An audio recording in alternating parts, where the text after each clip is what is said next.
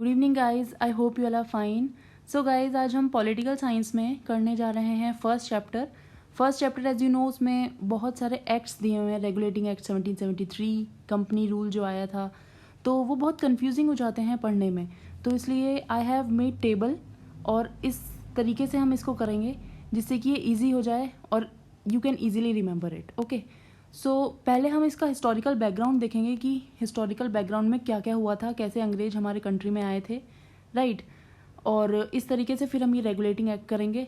और ये जो रेगुलेटिंग एक्ट्स हैं और पिट्स इंडिया एक्ट हैं, बहुत सारे जो एक्ट्स हैं, इस तरीके से हम टेबल बना के करेंगे। और इसको मैंने 6 पार्ट्स में डिवाइड करने की कोशिश की है जिससे कि ये ईजी हो जाए लर्न करने के लिए। Okay, so I have divided into 6 parts. First is trade, control of company, administration, central legislature, provincial legislature and revenue. Okay, तो हम इसको स्टार्ट करेंगे, बट पहले हम देख लेते हैं कि हिस्टोरिकल बैकग्राउंड क्या है। ओके, तो हम हिस्टोरिकल बैकग्राउंड देखेंगे। हिस्टोरिकल बैकग्राउंड में हम देखते हैं कि ब्रिटिशर्स आए थे हमारे कंट्री में 1600 में, राइट।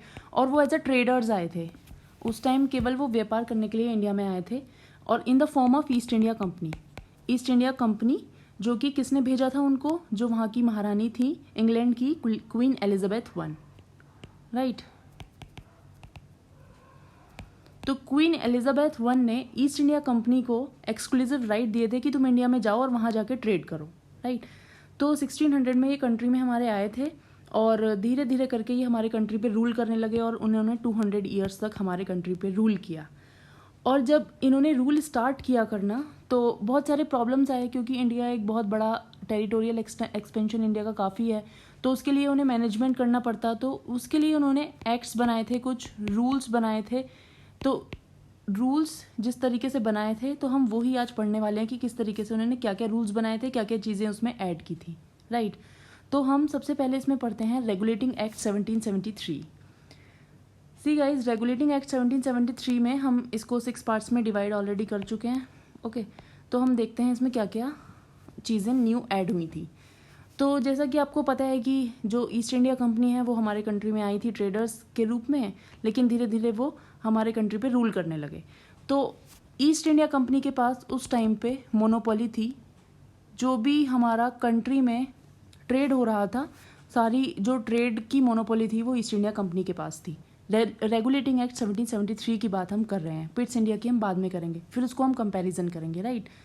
तो फिर हम देखते हैं control of company. Control of company किस तरीके से था, तो कंट्रोल इस तरीके से था कि जो कमर्शियल काम थे कंपनी के, राइट, और जो पॉलिटिकल वर्क्स थे, इन दोनों को अलग से बाइफर्केट किया था।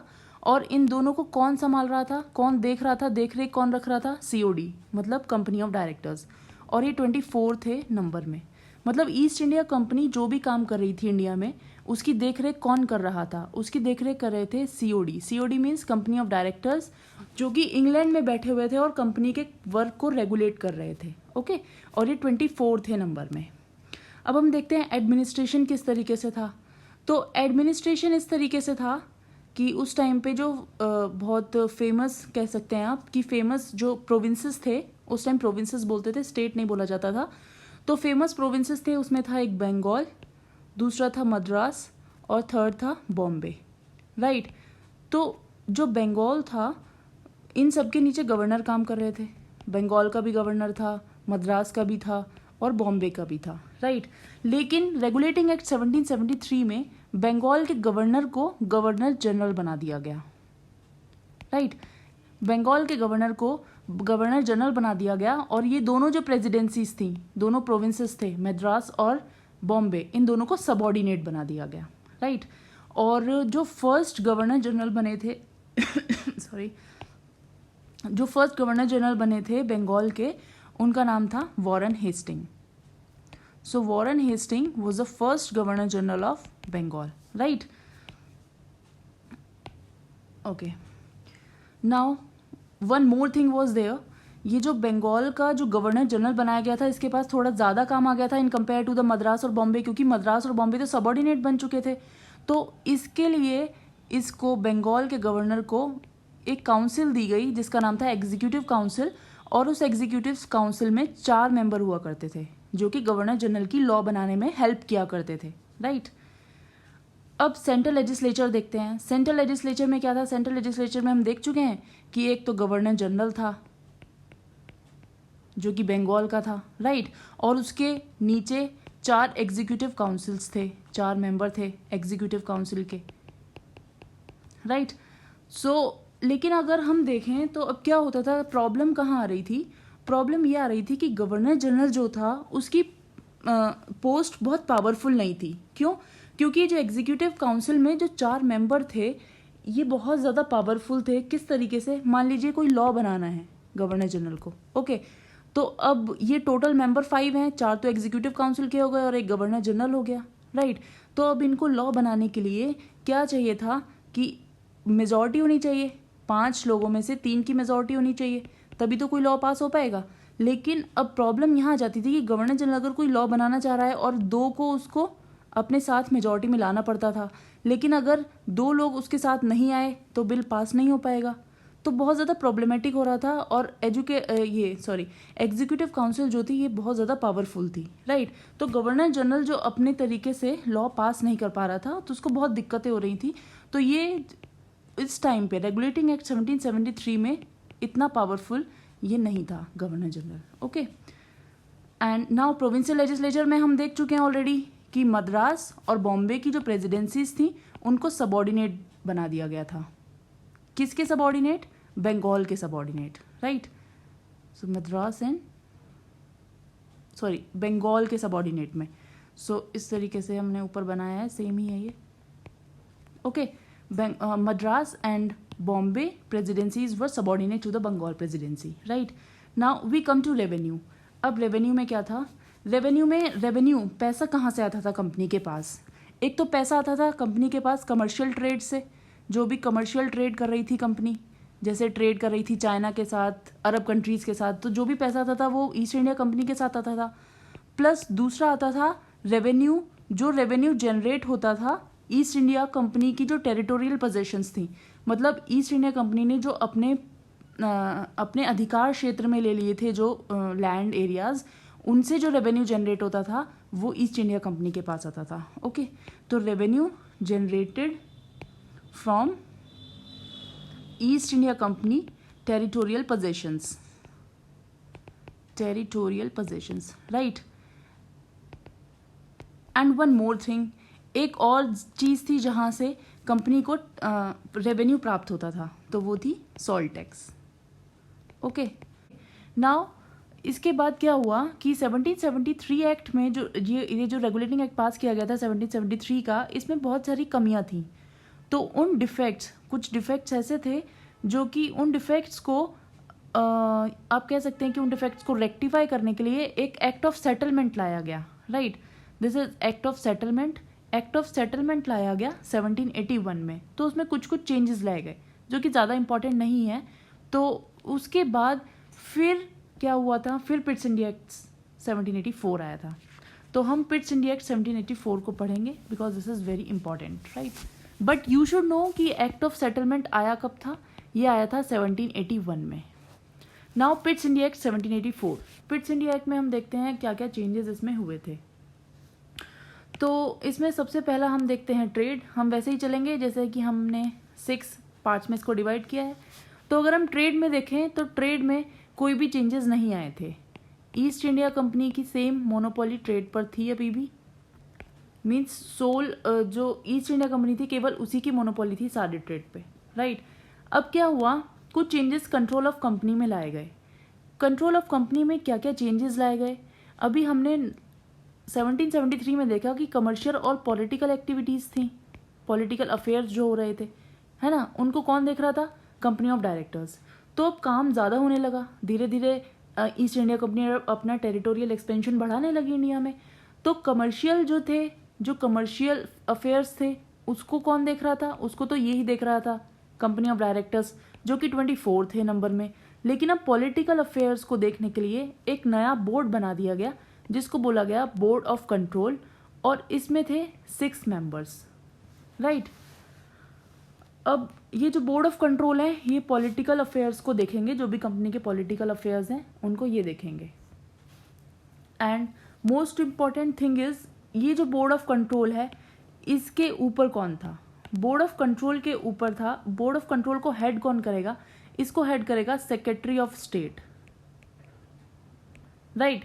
इसको हेड करेगा सेक्रेटरी ऑफ स्टेट, जो कि कैबिनेट मिनिस्टर होगा यूके में। यूके मीन्स यूनाइटेड किंगडम में, लंदन में ये बैठा हुआ होगा और ये कैबिनेट मिनिस्टर होगा। जैसे कि हमारे कैबिनेट मिनिस्टर्स होते हैं पॉलिटिकल, जैसे कि पॉलिटिकल पार्टीज में कैबिनेट मिनिस्टर होते हैं, इसी तरीके से ये सेक्रेटरी ऑफ स्टेट होगा, राइट। और कैबिनेट मिनिस्टर होगा और ये हेड करेगा बोर्ड ऑफ कंट्रोल को। मतलब बोर्ड ऑफ कंट्रोल जो पॉलिटिकल अफेयर्स देख रहे थे कंपनी के, जो 6 लोग थे उनके ऊपर था सेक्रेटरी ऑफ स्टेट, ये था कैबिनेट मिनिस्टर, राइट। अब एक और चेंज इसमें किया गया। और चेंज इसमें क्या किया गया कि बीओसी के जो 6 मेंबर थे, इनके साथ पॉलिटिकल अफेयर्स को देखने के लिए एक एक्सचेकर भी रखा गया, राइट। और 4 प्रीवी काउंसलर्स भी रखे गए। So you should know this thing, right. Commercial और पॉलिटिकल इन दोनों को अलग कर दिया गया। कमर्शियल को कौन देखेगा? कंपनी ऑफ डायरेक्टर्स, जो कि 24 थे नंबर में। पॉलिटिकल अफेयर्स को कौन देखेगा? बोर्ड ऑफ कंट्रोल, जो कि 6 थे नंबर में। और इनके ऊपर कौन था इनका हेड? सेक्रेटरी ऑफ स्टेट, जो कि कैबिनेट मिनिस्टर था, लंदन में बैठा हुआ था, okay. Plus board of control के साथ एक एक्सचेकर दिया गया, प्लस 4 प्रीवी काउंसलर्स दिए गए, राइट। तो ये था कंट्रोल ऑफ कंपनी में क्या क्या चेंजेस आए। अब हम देखते हैं कि एडमिनिस्ट्रेशन में कोई चेंज हुआ या नहीं। एडमिनिस्ट्रेशन में एज सच कोई भी चेंज नहीं हुआ, राइट, क्योंकि एडमिनिस्ट्रेशन सेम था। बंगाल में गवर्नर जनरल था, जो कि वारन हेस्टिंग था। उसके दो प्रेसिडेंसीज थी जो कि सबॉर्डिनेट थी। कौन कौन सी थी वो? मद्रास और बॉम्बे, राइट। और इनमें गवर्नर थे। तो इसमें एज सच कोई चेंज नहीं हुआ। सो गाइज, तो एडमिनिस्ट्रेशन में कोई भी चेंज नहीं हुआ, हम इसको टिक लगा सकते हैं, राइट। और एक यहाँ पे हमने देखा था मोनोपोली, ईस्ट इंडिया कंपनी की मोनोपोली में भी कोई चेंज नहीं हुआ था, तो हम इसको यहाँ से रब कर देते हैं, राइट। तो these are the things. Administration same था। Now we come to central legislature. हाँ, एडमिनिस्ट्रेशन में एक चेंज ज़रूर हुआ था guys, just keep it in a mind. ये जो एग्जीक्यूटिव काउंसिल थी, एग्जीक्यूटिव काउंसिल में 4 की जगह 3 मेंबर कर दिए गए थे। अब 4 की जगह 3 मेंबर करने में क्या फ़ायदा हुआ वो अभी हम देखते हैं, राइट। और कोई चेंज नहीं हुआ था, बस एग्जीक्यूटिव काउंसिल में 3 मेंबर्स कर दिए गए थे। अब हम देखते हैं सेंट्रल लेजिस्लेचर और provincial legislature. Let me draw this line.